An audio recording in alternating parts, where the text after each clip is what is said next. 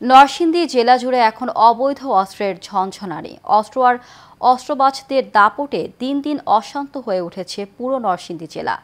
একের পর এক খুন ও হত্যার নগরীতে পরিণত হচ্ছে।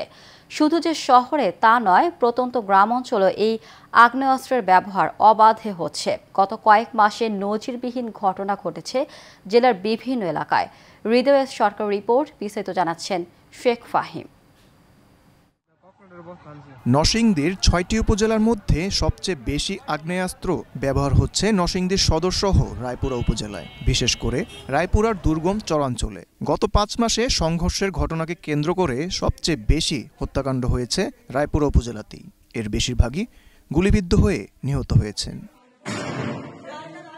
জেলার বিভিন্ন উপজেলায় চুরি, ডাকাতি, ছিনতাই বৃদ্ধি পেয়েছে। প্রতিদিনই কোনো না কোনো স্থানে চুরি ছিনতাইয়ের মতো ঘটনা ঘটছে, আর এতে ব্যবহার হচ্ছে দেশীয় অস্ত্রসহ আগ্নেয়াস্ত্র।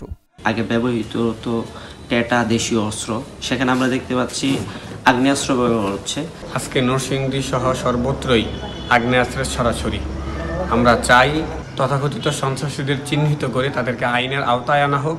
বিচার কার্যে কিছু পরিবর্তন করতে হয় দীর্ঘসূত্রিতা কমানোর জন্য, সেটাও করা উচিত বলে আমি মনে করি। আইন থাকতে কিছু মানুষ যারা এই কাজগুলা করছে তারা কিভাবে সম্ভব নিজেদের স্বভাব চরিত্র চলনটা পাল্টিয়ে কিন্তু এখনো তারা কিছু আকাম কুকাম করছে, সেটা কিন্তু আমরা প্রতিহত করার প্রতিনিয়তই চেষ্টা করছি। বর্তমান যারা দায়িত্বে আছেন তাদের কাছে সবিনয় আহ্বান করব যে সর্বোচ্চটা দিয়ে যেন তারা লড়াই করেন। আমরা নাজুক পরিস্থিতিতে আছি। তবে আইন শৃঙ্খলা রক্ষাকারীর বাহিনীর সদস্যরা প্রায়ই অভিযান চালিয়ে অবৈধ অস্ত্র উদ্ধার ও আটক করছে অস্ত্রধারীদের। এটা ব্যাপারে আমরা তৎপর আছি, তালিকাও করতেছি অস্ত্রধারীদের। কিন্তু রেগুলার পুলিশিংয়ের মাধ্যমে আমরা এগুলো ব্যবস্থা নিচ্ছি, মামলা হচ্ছে, আসামি ধরছি, অস্ত্র উদ্ধার চলছে।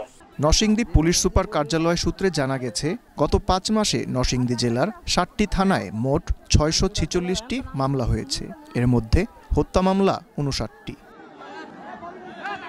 Sheikh Fahim, Asian television.